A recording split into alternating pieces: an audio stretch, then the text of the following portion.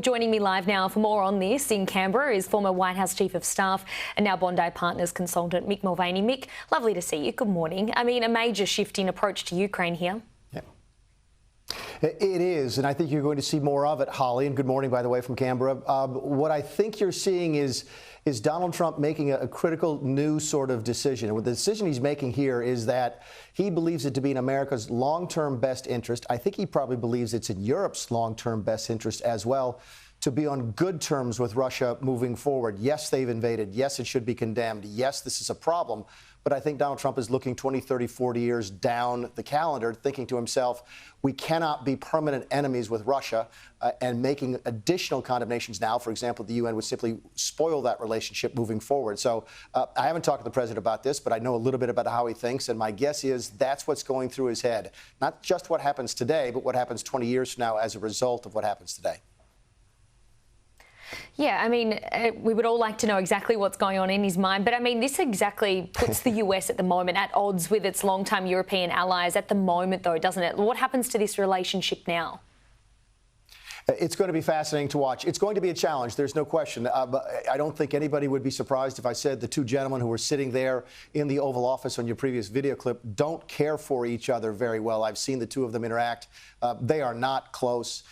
Trump does not like Macron, and Macron certainly does not like Trump. And Trump does tend to deal on personal relationships.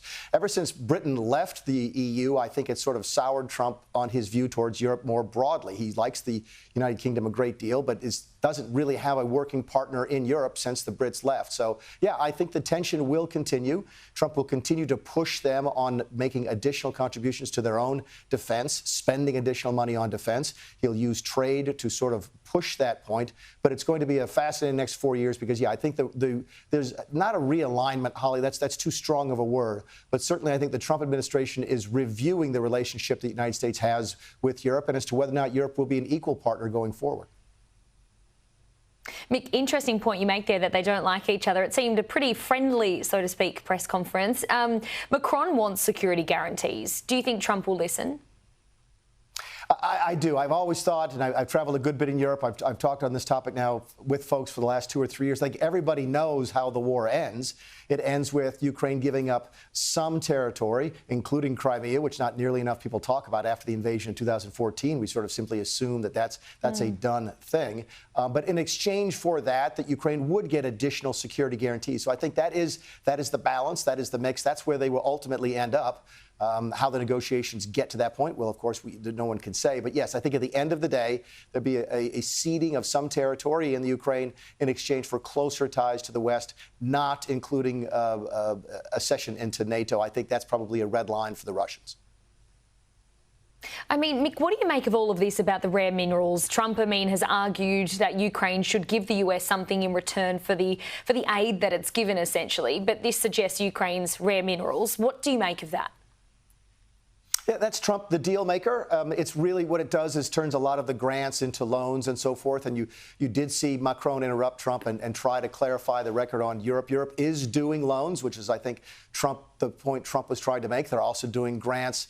I think Trump is simply trying to figure out a way to get something out of this. He doesn't perceive, I don't think, Holly, how Ukraine in and of itself is really in America's best interest. Certainly, preventing Russian aggression is in America's best interest, but a close relationship with Ukraine in and of itself, I don't think Trump sees much value there. If you put critical minerals on the table, then you have a negotiation, you have a mutually beneficial relationship. I think the Ukrainians, however, were right to point out that Trump asked, I think, for 3 or 4 times as much money in rare earth minerals that the United States has pledged to support Ukraine. So what you might be seeing is just an old-fashioned negotiation between two deal makers.